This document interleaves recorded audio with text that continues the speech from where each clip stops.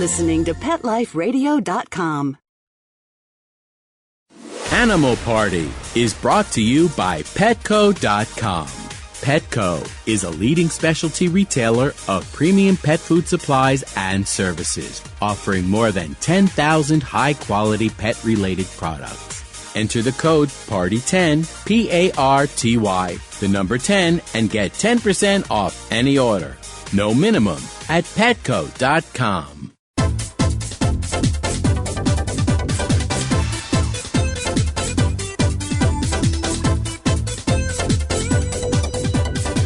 Hello! It's Animal Party with Deborah Wolf here on Pet Life Radio. Only today is a Halloween party. And not just any Halloween party. We're going to go look at True Blood.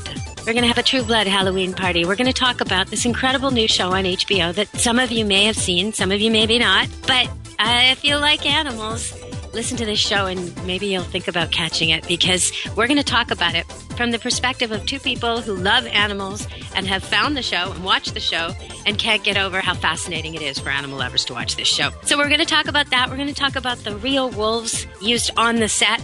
We're going to talk about wolf rescue and other animals used on the set and some of the actors and actresses and some of the stories. So if you're in the mood for some Halloween fun, you're going to hear about vampires and werewolves and shapeshifters today. And to help me do this, I'm going to welcome to the show the person who is guilty of getting me started on this in the first place, Pets Weekly's editor and principal writer Stacey Mantle is on the show today. She's from Pets Weekly magazine, and I've had her on before. Last time she was on, she told me about this show she was into called True Blood and asked me if I'd ever seen it. And I said, no, I'm not really into blood. I'm not really into violence or creepy stuff.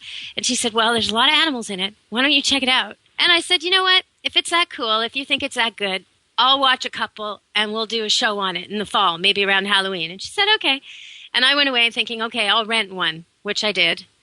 And after renting one, I ended up going back to the store and renting the entire first season and then second season. And now I'm trying to catch it on TV for the third season. I've got the books waitlisted for the books. This is becoming an addiction. So welcome to the show, Stacey. Thanks a lot. Thanks, Deb. Sorry about that. It's a great show, though, isn't it? Well, it is if you like werewolves and real wolves. And if you're fantasy, I mean, there was a movie a while back that had Sean Connery as half horse, half man. And I thought that was really just, was it Sean Connery or Pierce Brosnan? It was Pierce Brosnan, even better. And that was like just thrown in for the ladies watching, you know? Well, there's a lot of stuff on this show just thrown in for the ladies watching. Any woman who loves dogs is going to be into the werewolf scenes. Don't you think? Oh, there's plenty of eye candy on this show, that's for sure. They've taken the best-looking people with the best bodies and dressed them in the least amount of clothing they can. And they have them do things you'd never think you could see on TV. It's very much adult entertainment. It would absolutely freak out children. In fact, if you even pause it and your kids walk into the room and see a frozen screen, it's too much for them. You've got to turn it off. It's a really adult show. But they do use actual wolves in the making of the show. And I found that interesting. They use wolf hybrids and wolves, mostly wolves. But for the really intense scenes, they use what they call wolf doubles, which are wolf hybrids. And that's because a real wolf might not be able to handle a fight scene. It might not follow the script is what they're trying to say. So they bring in the wolf crosses that are trained a little bit more predictably. Again, not as predictably as your average dog, but a little bit more predictably. And that's how they get that done. So I thought that was really interesting. Do you like those scenes where the men turn into wolves and they all howl? Oh, who doesn't like those scenes? Of course. And then we've got, the were-tigers are coming up, and were-tiger, and the were-panthers are coming out. So, but of course the wolves are my favorite. You know that. And there is a shapeshifter who turns into animals that aren't so glamorous. There's a shapeshifting lady who turns into a big, fat, pink pig on occasion. Sometimes she turns into a little Bambi deer. There's flexibility. Now, how would you like to have that power? Anytime you're in a tight jam, you can just zip, turn into a bug and fly away, or turn into a horse and cut through the crowd. Wouldn't that be nice? Most definitely. There's a difference between the shifters and the wearers. I think you've probably picked up on that by now. So the wearers are born. The werewolves, the panthers, the tigers, all that fun stuff, they're born that way with a certain gene that's usually activated during... puberty? Oh, I'm sorry, that's the shifters. Yeah, during puberty. That's the shifters, not the weres. The weres end up having a separate gene, but they end up getting bit or transferred, and that's how they usually end up with that. So, of course, it depends on the mythology and which show you're writing or watching and which books you're reading. Everybody has their own theories, but yeah. Sam is the one that turns into a collie that I think you saw. Yeah, and the collie, Mm-hmm. that collie is a great dog. It's really well trained, and the trainer is a man named Boone Training, and he was interviewed and asked, "What's the hardest animal you work with on set on True Blood?" And his response was, "Humans. Humans are the hardest animal to work with on the set." And I thought, yes, right on, mister. You're in the right kind of work. Don't really talk back. That's and they use all kinds on it. They've had owls. They've had a lot of animals on this set. So the wolves and the wolf hybrids, though, they do play a big role. And one thing I find interesting is when you take a dog or even a cat to a set, when I've done this kind of work, you need them to sniff around and orient themselves. But with a wolf, it's so much longer. They need 20 minutes, 30 minutes on a set before they can do what they're supposed to do. They need to sniff every single smell. So that must be a little bit hard to accommodate on a busy, bustling TV set. I guess they have to allow for that in every scene. Wow. Yeah, no, I could picture that because they are so curious and they want to be in control, which is, I think, part of the appeal of werewolves in general is it is a controlled environment, but they're reacting in an out-of-control way when they shift. So it's kind of that two-natured. They call them two-natured, and I think it kind of goes beyond just changing into an animal. It goes into that control versus lack of control as well. So it's kind of interesting to watch that.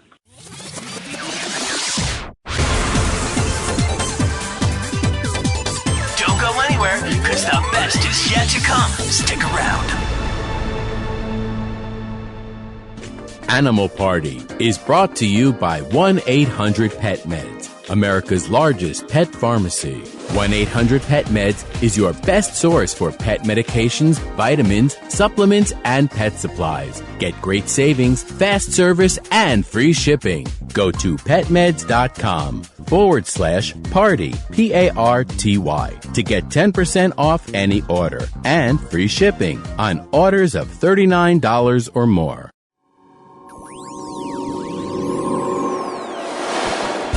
Pet Life Radio presents Paranormal Pets, where you can always expect the unexpected.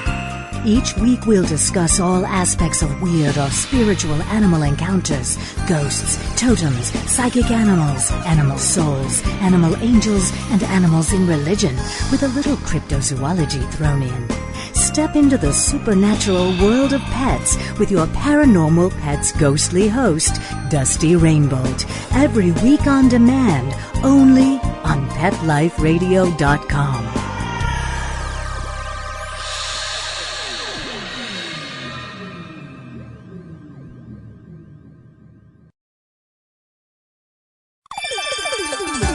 Let's Talk Pets on PetLifeRadio.com.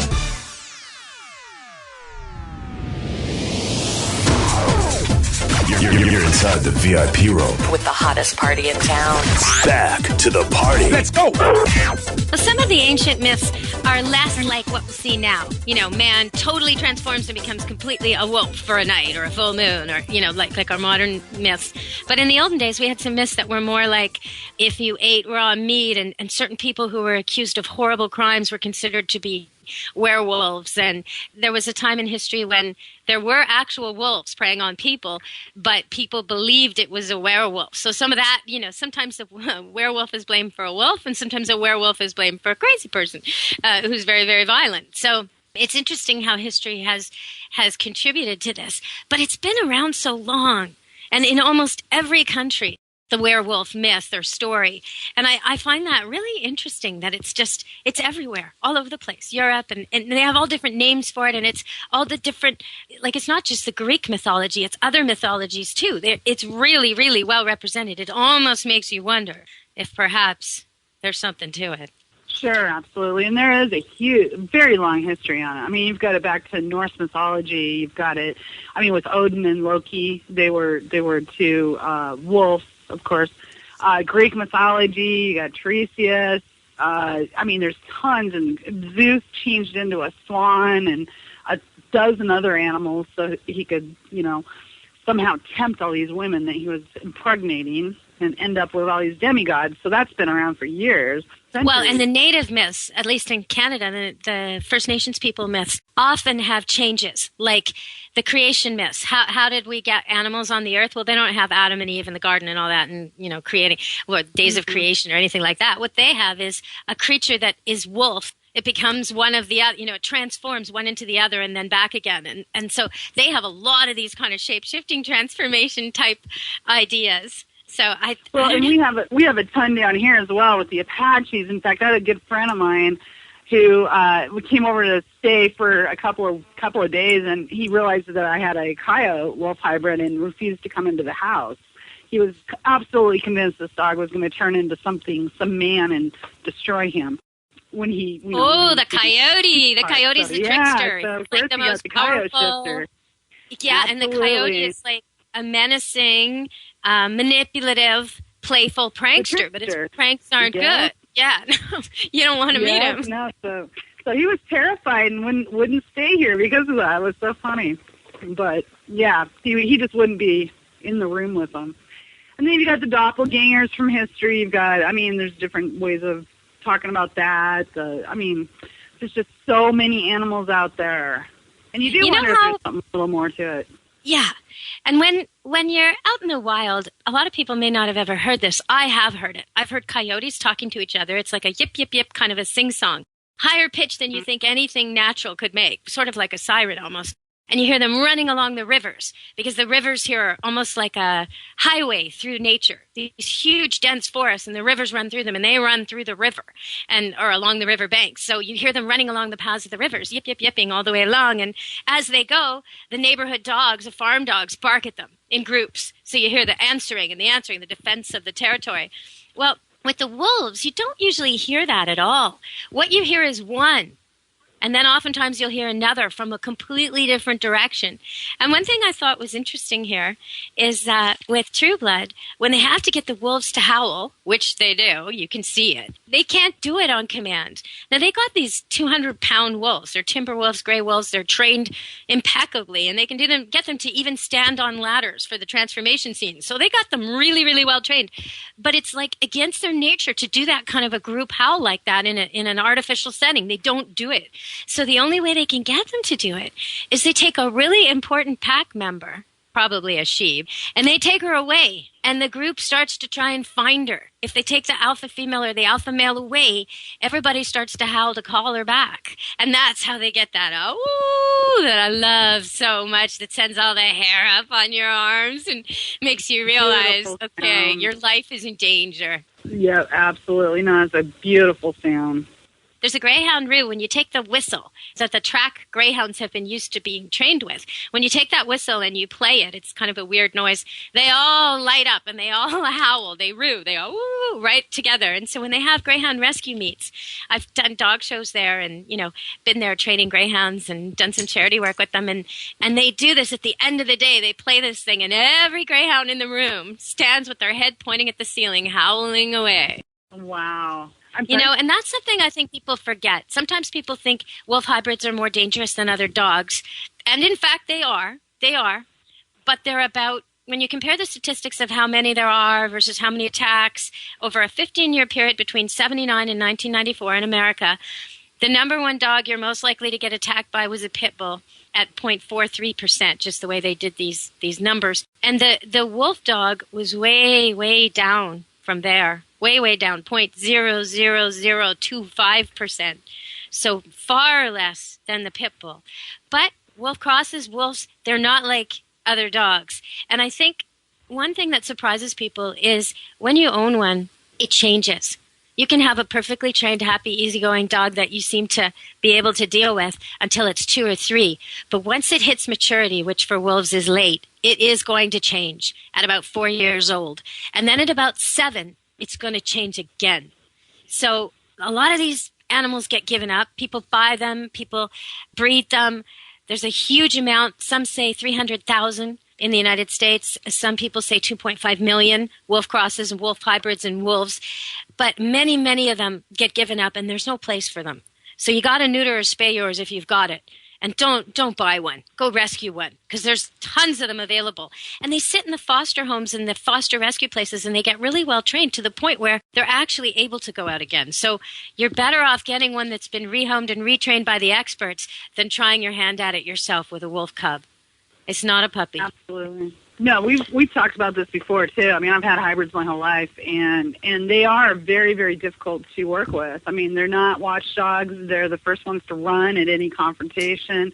You want that in a wolf dog or a wolf hybrid because you don't want to be challenged constantly. They're still going to do it, but it's not something where they're going to come try to tear your face off. They're not like that. They're very docile, I guess, for the most part, but they're also escape artists too, and that's important for people to realize. They'll get out of anything. I mean, we have like no other. They're like a man. They escape like a Absolutely. man. If you locked your neighbor in your yard and put fences and everything up and you left him for a day, he would get out. He just somehow would. He'd make a tool or something. These wolves, they're unbelievable. I had one who wasn't very much wolf at all. And one of the rescue places say people overestimate the amount of wolf in their dog all the time and that really all dogs are wolves. So, so that they get these people coming in and, it's 50% wolf. And the dog looks like a Labrador Retriever with a little bit of cockapoo, but it has pointy ears. And they're like, I don't think so, but so that's another problem is how many of these numbers, how do you determine it? And if you do blood tests, well, a lot of dogs are going to show wolf ancestry. That doesn't mean it's recent. So I think that would be a really hard thing to determine. But yeah, people are giving them up because they're moving, they're getting divorced, they have a new baby, they can't contain them. They get escapes. These are the top 4. Now, the escape containment they live a thing. Lot longer. Oh, my God, do they ever. The escape containment thing, I had basically a custody battle over this dog that my boyfriend owned. It was a wolf cross, and I fell in love with the dog, and immediately we were just inseparable and jogging on our way to school, and he would wait for me while I went to classes, and it was just great. It was just great. I totally discovered Vancouver and the Pacific Northwest and all the trails and all these things that were too dangerous for a woman alone. Now I was on the beach whenever I wanted to be and in the trail at night, and with my wolf cross I could go anywhere, and he was a happy, happy animal once he found me. So the man and I broke up, and the dog didn't like that. So he just kept routinely, continuously, defiantly escaping and ending up at my door to the point where he knew what time I got up. I'd open the door and he'd have just shown up. Like he had it timed, and the former owner, I mean, he fenced and he tied and he did this, that, and the other. And it must have taken the dog 2 minutes to get out of there. Like nothing. And then he sold the dog to someone and the dog came back. And then he gave the dog to someone's dad in another town across a river and the dog came back. I mean, it's just, you cannot contain a wolf cross or a wolf dog if it doesn't want to be contained. So I think that's really important to know. Yeah, we had to put in footers. I think we had 3-foot footers down in our fencing. We had to surround the entire fence line, put in slants and inverted gates on it.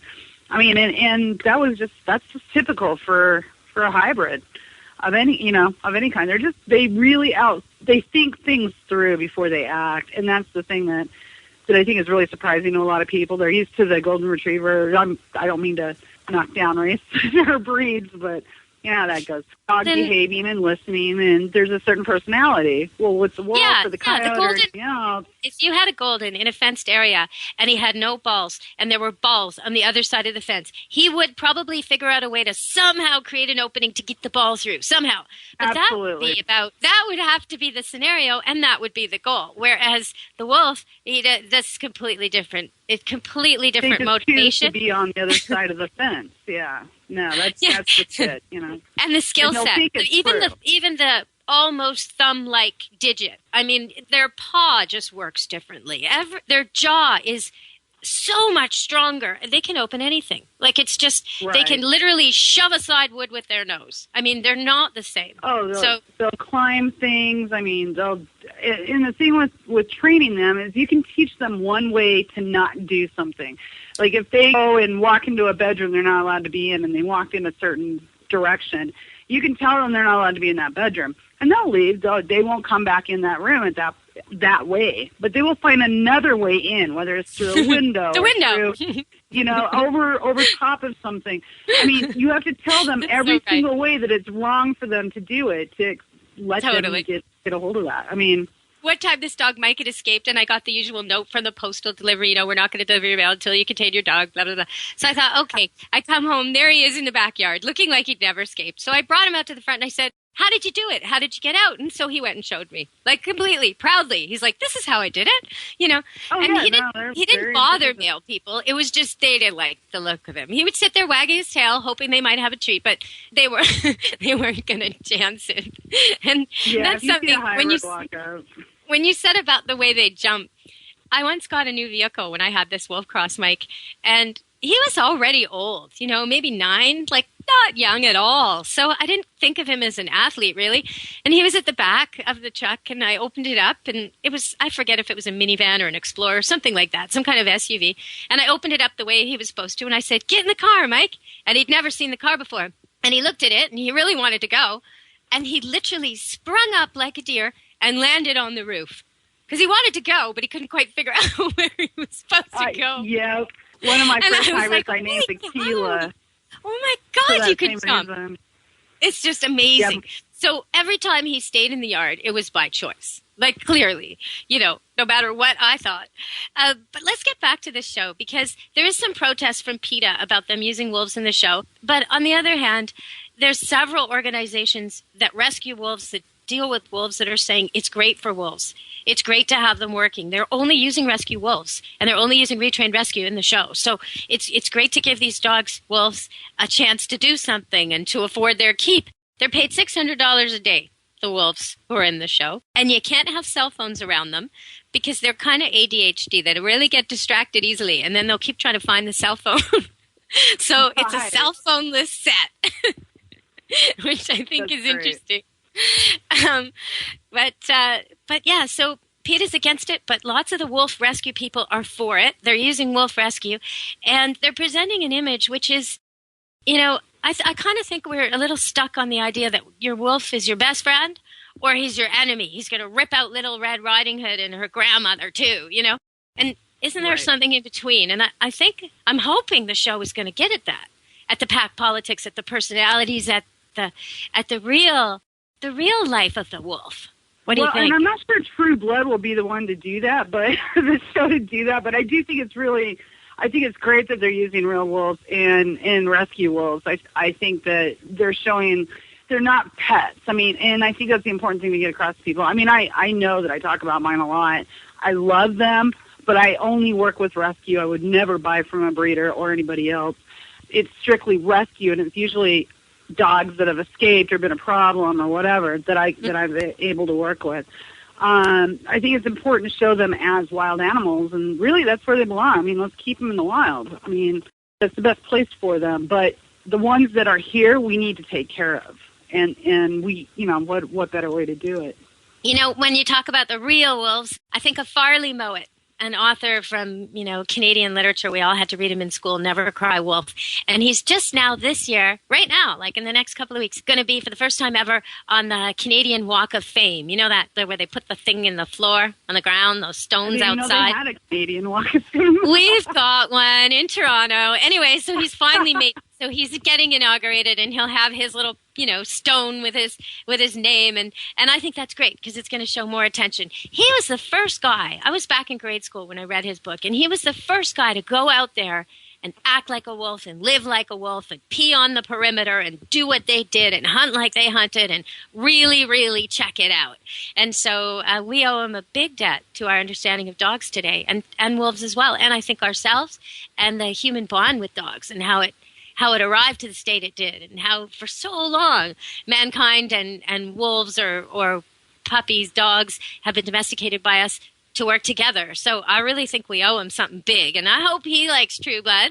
I hope he's watching the show and appreciating that these are rescues. I hope so too. It'll be interesting to hear how that all goes. I didn't even know he was being nominated, so that's great. I'm glad to hear that. Mm-hmm. Yeah, it'll be nice to see.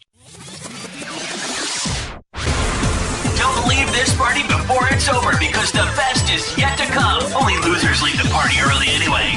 Party on!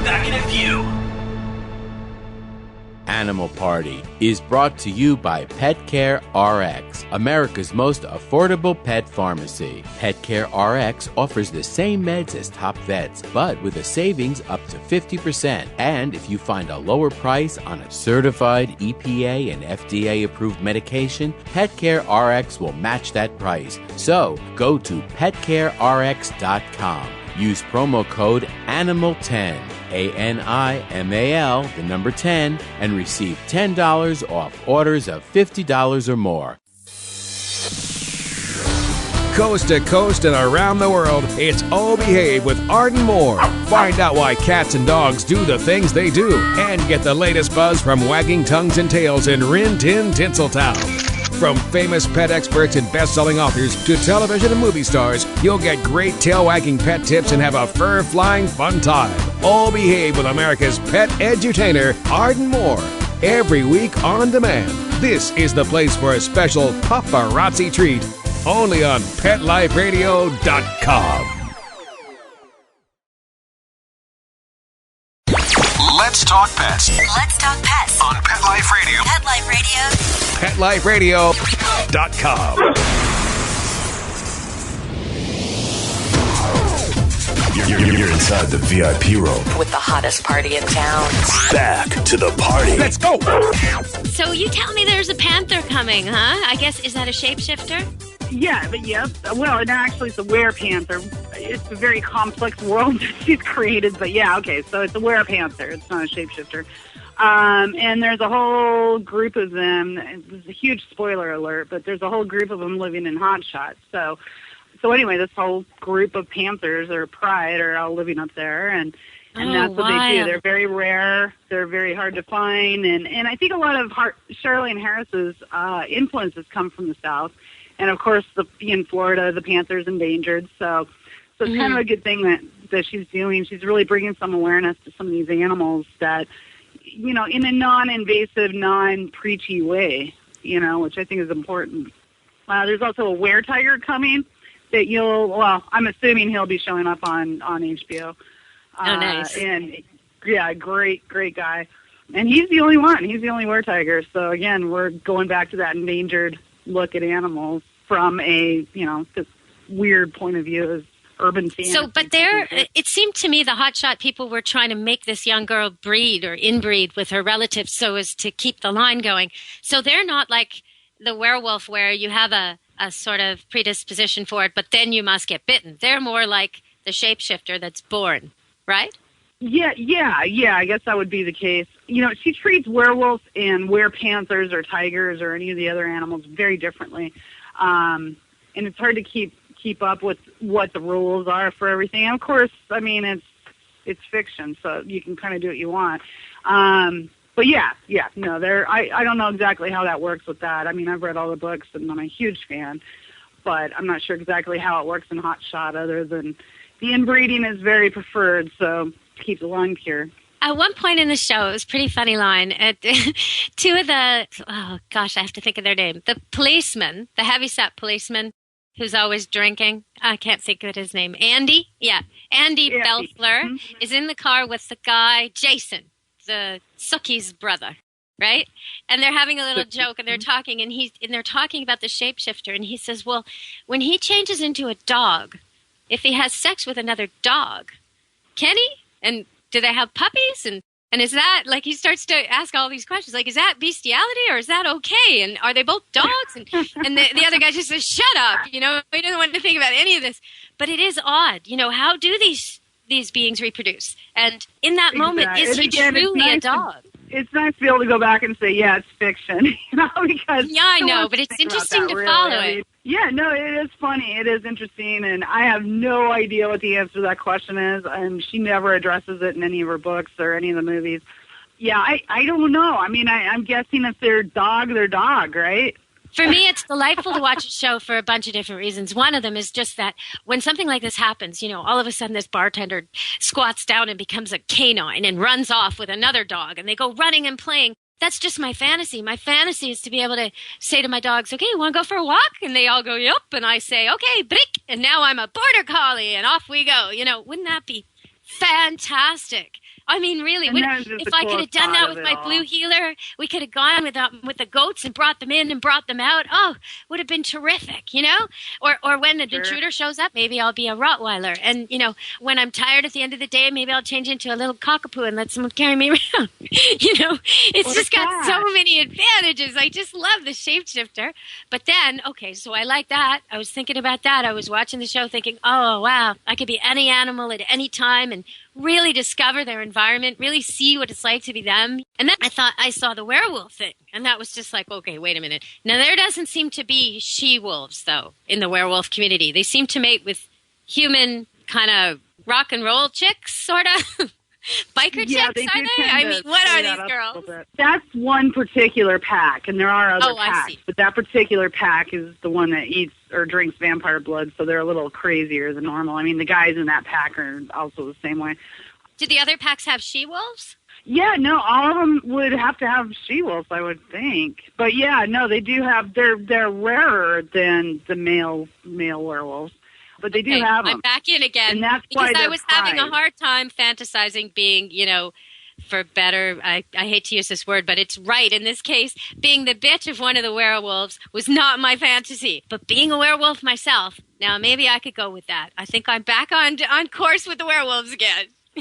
And they do have the roles, you know, she's assigned the roles to each of the pack members. I mean, there's very few females in her stories, female werewolves.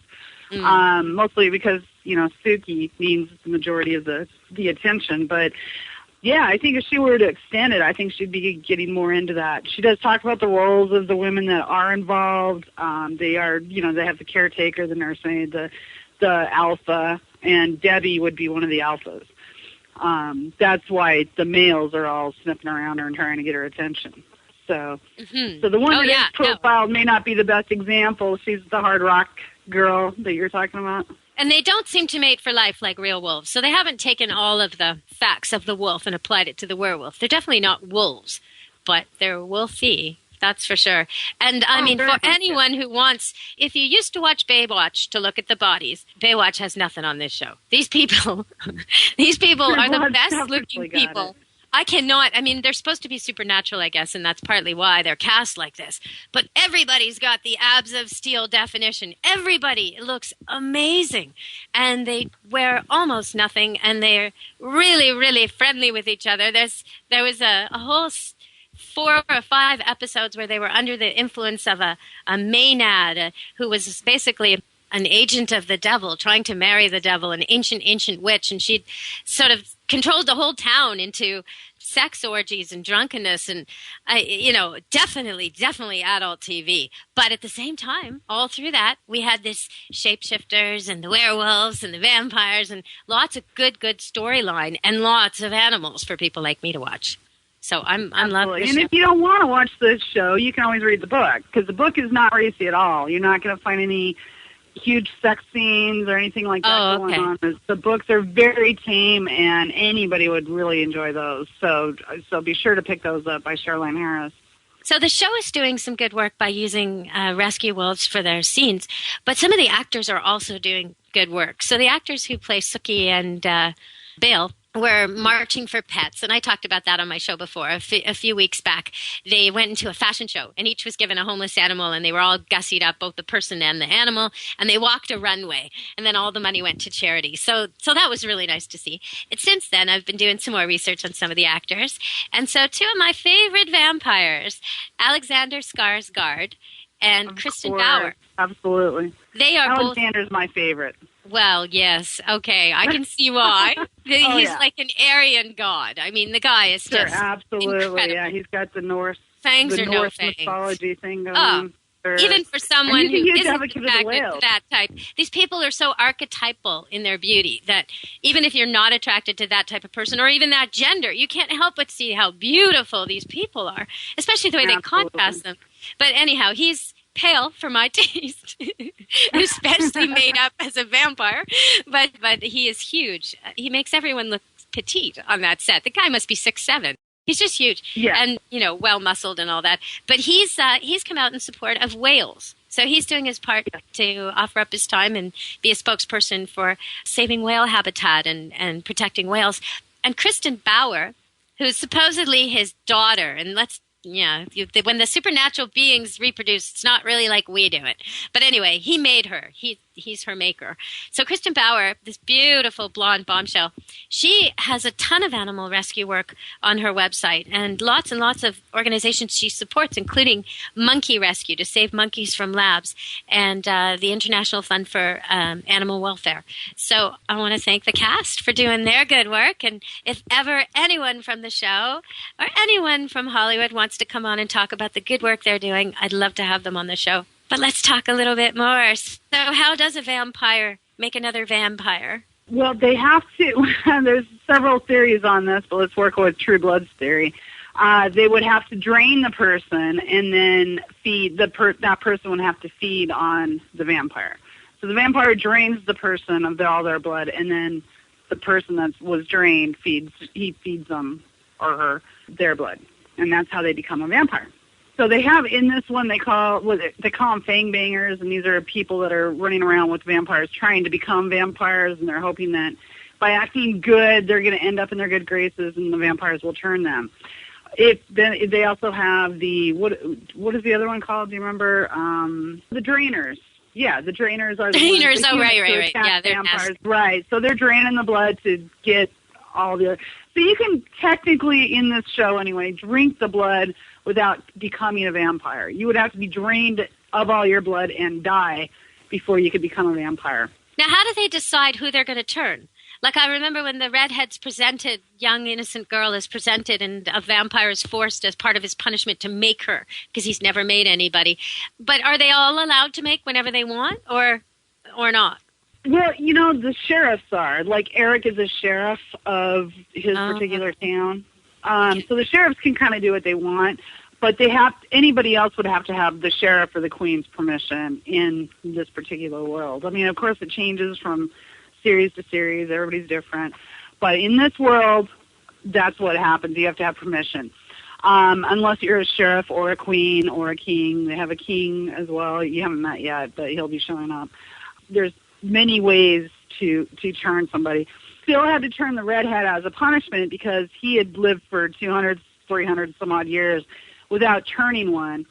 And his worst thing was that he didn't want anybody else to have to experience his lifestyle, lifestyle as a vampire.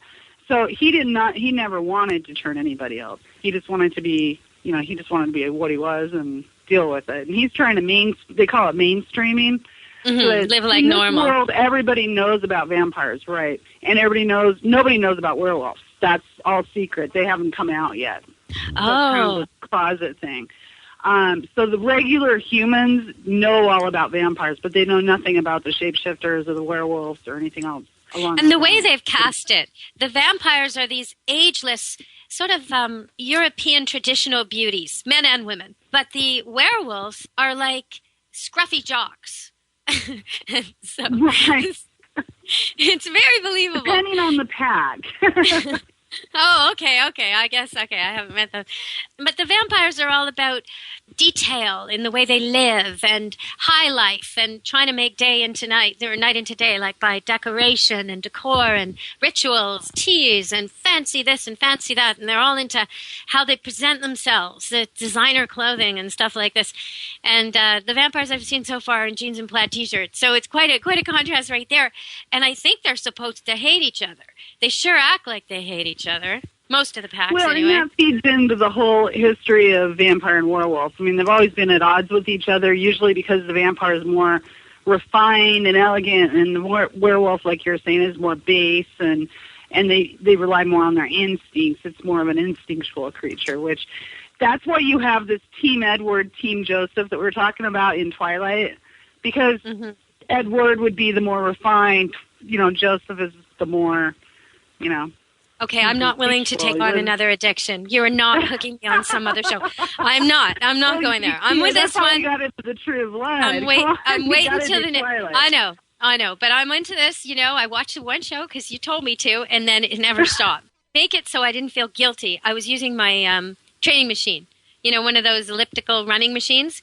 And so Sure. I now run 10K thanks to True Blood. I had got injured last summer. I had injured my ankle, and I'd been only up to 5K. And then when I started watching True Blood, it was like, oh, I just couldn't stop. I couldn't stop. So I ran more and I ran more. And all these scenes with these beautiful bodies makes you really want to be fit. So, bam, I'm up to 10K. And thanking That's you for great. it. Yeah.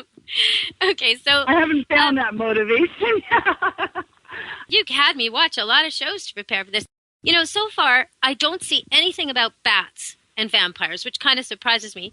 And I did get an email asking me if bats get caught in people's hair and if bats bite people before the show. So I wanted to say bats can bite people. They don't usually. They prefer other things. There is a bat called a vampire bat which drinks blood, but again, it would prefer livestock. It would prefer other things. Bats generally are good things because they're around your home and they kill tons and tons and tons of mosquitoes, which is their favorite thing. So if they're flying around you, it's because you probably have light with you and it's attracting bugs and they're eating the bugs. If you want to do a game with a bat, if you have an area that has a lot of bats, try warming a tennis ball in your hands for a few minutes or keeping it in your pocket, and then toss it in the air really high. And it'll confuse the bats for just a second. They'll swarm it, figure out what it is, and then rush away again. But you can actually kind of play with them.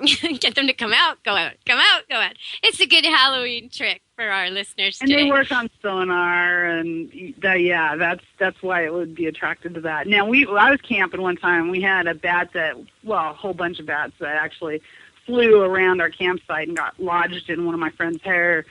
And it really did happen, didn't it? Oh, she was flipping out, completely flipping out. And then she got upset. I had 2 wolf hybrids at that point. We're out in the middle of nowhere. They went nuts. So they were trying to help, and she's getting what she felt like was being attacked by dogs. And then, of course, so she had the wolves and the bats going on at the same time. And I so wish I had a video camera back then because we were laughing so hard we couldn't even do anything to help her. It was just hilarious. But yeah, they fly into you by accident. I mean, it's usually, I don't know, I guess not paying attention to sonar, but their mouths are not big enough to really bite. It's pretty rare. But they do carry rabies, so you got to be careful. Mm-hmm. Oh, recently I had to trap a raccoon, and I had to use raccoon has been eating our garbage and turning things over, and it's really mad that we're not feeding it anymore, so it's turning over buckets of cat litter and plants and just, feed me. So, okay, we trap it. Now, this trap we got for it says for raccoons. It's even got a picture of a raccoon on the front. This is like my pet peeve of today's show. How can you make something that just does, there's no way this thing is really for raccoons. But there it is with the label on the thing. And there's nothing else you can buy at the farm store except this for raccoons. And okay, we buy this, what seems like a huge trap till the thing gets in there.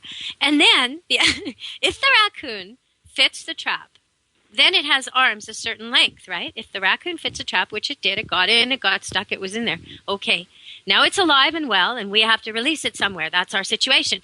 The way the trap's designed, you'd think they'd know how long a raccoon's arms are. They made a raccoon trap. They put the handle right where the raccoon can scratch the heck out of you. And you're worried about rabies, but you're also worried about bleeding to death. This thing is mad at you, really mad. Yeah, and talk about adaptive intelligence. It was in there all night because we trapped it about midnight and we had to release it the next day. And, I watched it through the window trying to get out, rolling on its back, trying this way, trying that way, trying this way, very patient, very meticulous, very, very likely to escape. I was keeping an eye on it. And my dogs, of course, kept us up all night yelling, "Raccoon! Oh, sure. Raccoon!" Well, those are very similar to the feral cat traps, and we have the same problem where the cats will reach up and grab a hold of you. So we always tell people, wear gloves. That's where being in Canada comes in handy because we have hockey sticks and hockey gloves always on hand. So you insert the hockey stick through the handle. You get another person, you both put on hockey gloves, and you each grab one hand of the stick, like one end of the stick. And then you kind of go almost like a pharaoh's litter, the way they used to carry the guy, put the hockey stick on your shoulder, but don't get too close. Yeah. That's a great idea. I wish we had the manpower for that. Yeah, there you go. You need when it comes to trap for TNR. You need the hockey players. Yeah, we need a couple of hockey players down here when it comes to that. I'll tell you, that'll throw your back out. Okay, so anybody listening today who's a hockey player and wants to get involved in cat rescue, Stacy is calling to you. Go to petsweekly.com. She's looking for you. Anybody with muscle. You don't have to be a cat whisperer. You can just be willing to lift things, and they will make use of you. We'll put you to work, absolutely. And it's good weather right now, so... Oh, what's your weather like? In the 70s. Right. Well, today it's going to be around 90, but it'll be in the 70s next week and 70s, 80s, I hope. Hopefully it'll we had 70s yesterday, but it's like every day that we get 70s and sunny, we say goodbye. You know, goodbye, sun. See you next month. You know, and sure enough, that's our low. Are you in Phoenix? About that being our low. Are you in Arizona? Yeah. Mm-hmm. Oh, yeah, you got to book me for something up there. I'm willing to come. Absolutely. November, December, January, February. Anybody listening, if you're in a sunny, hot place and you want someone to host a pet fair, I will come to you because I got to get out of the rain. We should do a house trade so that we can just trade out here because I'm dying for the snow. I mean, I miss the snow so much. So we'll have snow. I could totally go up, head up that way. Yeah, no, snow, toboggan, snowboard, skis, all that stuff that I don't want to use. We've got it. Long underwear, mittens, scarves, hats. Grow long as we speak, letting their coats grow out. I've got 5 There you puppies. go. I'm going to have to leave my husband here, so he hates the cold, so I'm going to have to probably just come up myself, but... Well, I didn't say I was willing to do a wife swap. Wait a minute here. What am I getting myself into? I don't know. No. He'll keep it quiet. He'll end up on his side of the house, I promise. Yeah, I don't know. That's a little more than what I offered. You've been influenced by this show. That's what's going on here. Oh, it's funny. Too much True Blood watching, I'm telling you. I know. Well, it definitely has its effect. So I've not seen a lot of insects in the show, but there was one scene where the shapeshifter became a fly, which made me think, could he become a snake and attack someone? And then he does. He can become any. Yeah, he can become anything he imprints on. So if he can see it and touch it, he can become it.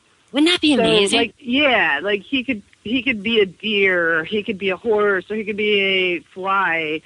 And, like, in other worlds, it's a shape and weight proportionate thing. You can only become something you're proportionate to. So if you're a 100-pound person, you can become a 100-pound animal. So but not in True Blood. True Blood's free of all the details. You can just use modern... Yeah, you can become whatever you want if you're a shifter. Absolutely. That's amazing, because it's all But you do have a preferred form. So his preferred form is the collie, like we were talking about, because it's a safe thing and people aren't afraid of approaching a collie or calling it. So he can get in and out. Now, recently, one thing I liked about True Blood is they broke up a dogfighting ring. Did you see that one? No. Oh, tell me about that. A pit bull. Well, Sam came in, and his younger brother he found out that he had a younger brother. Yeah, I've seen him, and he's a beagle. Right. He was becoming a pit bull to fight, yeah. So he was a part of this dogfighting ring, and Sam found out about it and became a pit bull and went in there and just tore the place up. So he broke up the dogfighting ring, and I really like that. I really like them taking that issue on. Me too. Me too. The other day, Michael Vick got injured. He was playing football. And Bill Maher was making a comment of it. And he said, Michael Vick has a leg injury. He's not going to play next Sunday. I think we should put him down. And I was like, yeah, absolutely. I say we put him in a pool, electrocute him, and hold him there. Down. Yeah. I agree. Vic's not allowed in our house at all. Not in our TV, not in any other form. He's done in my book. I can do without that. Well, dogfighting is a big problem. One thing people might not know if they haven't seen the show that I think is there's touches of humor in it. The way she's worked things. Like, for example, every time a shapeshifter turns back into his normal form, okay, so he's in a tight situation, he changes into a dog so he can run away. All right, but when he comes back, he's completely naked. Wherever he shows up, he's naked. So for a while, everybody thought this shapeshifter was actually a nudist or a naturalist. Because he keeps showing up everywhere going completely naked. And again, they've cast people with beautiful bodies, so you get to see a lot of people naked. All the shapeshifters you get to see naked. So that's nice. It's a nice little add-on. Yeah. And different people handle that in different ways. There's different series and stuff. Yeah, but she just does the clothes go when the animal turns. So. And they're always showing up somewhere embarrassed, looking to borrow clothes. I mean, it's pretty funny. Absolutely. And I mean, if you look like that, you probably wouldn't mind running around naked. So it's funny. A good thing they've set it somewhere not too cold, because up here that wouldn't be funny. Oh yeah, no, New Orleans area, that's got to be a little bit warmer than Vancouver, Vermont, or where are you at? Victoria. Vancouver. Right? No, near Vancouver. In British Columbia, up here in Canada. Our weather's a lot like Seattle weather, but I live on a farm in the rainforest at Camp Good Dog, which is on a big hill called Iron Mountain. Wow. We call it a hill. Other places they'd call it a mountain. And so I get a lot of snow, more than most people. In fact, sometimes I just drive to the nearest town and people say, "Oh, were you up at Whistler?" And I say, "No, I was at my house." Were you near the Whistler Resort? I've been to the Whistler. Fairly near, a couple hours drive, yeah. Oh, wow, cool. Nice. Yeah, it's just I could totally huge, enormous trees, and when you look up in the sky, you often see eagles, and it's just beautiful here. Beautiful, but we're about to get into our wet, dark season, so it's kind of sad. It's bittersweet this time of year. Great riding weather, though. That's true. Yeah, cozy up weather, light a fire weather. Yeah, absolutely, yeah. Watch the next season of True Blood. Now, when are they going to put me out of my misery and start releasing... Well, when are they going to show the last season in order? Because that's a problem I have. Okay, you got me hooked. I went and rented them all. But now I'm on the newest season, and I see them when they happen to play them, and they're not in order. So people are dead, and then they're alive, and then they're dead. And I don't know if I'm just confused or maybe they're vampires. It's really hard. They just did a 4-day marathon or 5-day marathon of all the series in order. And I recorded the whole thing. In fact, I bought HBO in order to do that, or I rented it, or whatever you do with HBO, just for the month, just so I could catch that particular week-long episode on. So you got to look for it, and then just grab it right then and DVR it, and then you're set. But yeah, it was a brilliant week. I mean, I had 25 hours straight of True Blood on season 3. It was wonderful. So totally got to do that. Well, I look forward to the next season. I hear there's going to be witches and more werewolves. Yay, more werewolves. It's the only place on TV where you can watch a show that actually encourages you to think, what if? What if I was a werewolf? What if I could be any animal? What would it be like, you know? So it's great for animal lovers. It's great for people who like this kind of thing. And I hope we've given you a little fix of True Blood at Halloween for a happy Halloween. I hope everybody tunes into it because it is a fun show to watch and it's a great what if. You're right. Now, on Pets Weekly right now, because we're wrapping up the show. I've got to go in a couple minutes. We're almost done. On Pets Weekly, what can they find that has to do with Halloween? Can they find some creepy stuff? We've got some wonderful things coming out on werewolves and were-creatures and how to become one, and those will be launching, I believe, next week sometime. So we're also doing some book reviews on some new series that are out that, just in case you're interested in that genre, they call it urban fantasy usually. And yeah, so we'll be covering quite a bit this week, and I'm working on a series right now, so of course I've got a really, strong interest in it, And I want to remind everybody, if you've got black cats, keep them in. Set up an indoor area. Even if your cat's normally outdoors, set up an indoor area with special things and treats and catnip and all that kind of stuff. Make it secure. Put signs on your door. Don't let your black cat out this time of year. There's really bad people out there doing bad things to black cats. And in my neck of the woods... White cats have the same problem, too. Well, in my neck of the woods, cats of any color are at risk.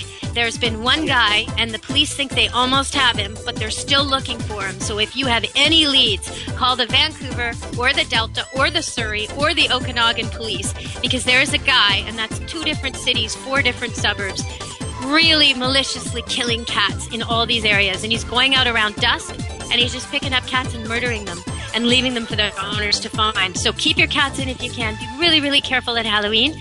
Dogs shouldn't go trick-or-treating. Most dogs don't want to go. Put good ID and tags on them. Keep them at home. Keep the chocolate well away. If you dress your dog up, make sure the costume doesn't trail or tangle or get in his face or his mouth. And cats probably don't want to be dressed up, but if you have to, do it. Take the pictures, then let the cat go. And if your dog is going trick-or-treating, make sure he goes with someone in charge of him only. The kids are with somebody else.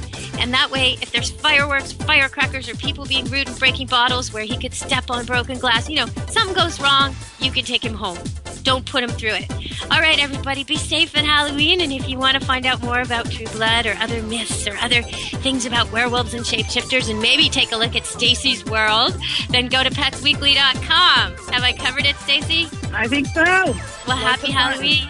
Happy Halloween to you as well. Okay, thank you. Let's Talk Pets. Every week on demand.